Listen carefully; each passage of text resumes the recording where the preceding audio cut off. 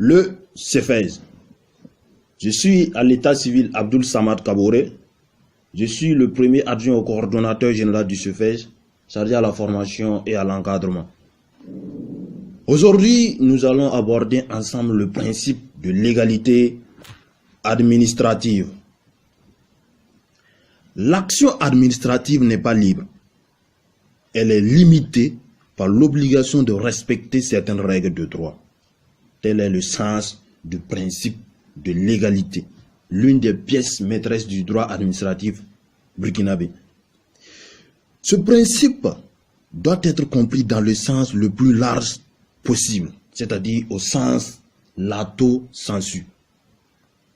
Au sens lato sensu, le principe de l'égalité se définit simplement comme la soumission de l'administration au droit.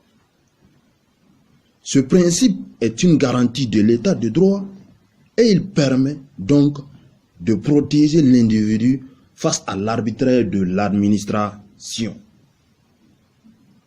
Le respect du principe de l'égalité par l'administration revêt essentiellement deux aspects.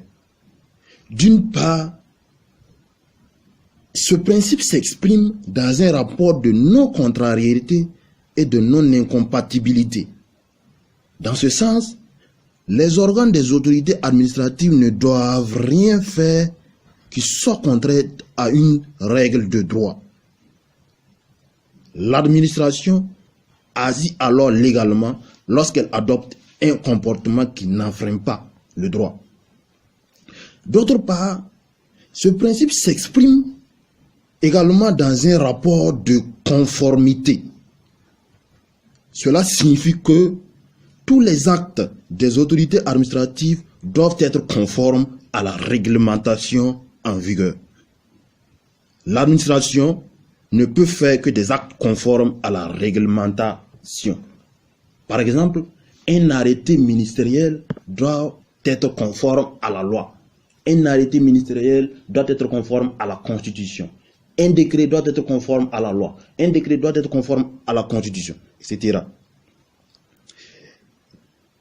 Ainsi, la légalité se présente comme un rapport entre l'activité administrative et les règles qui régissent cette activité.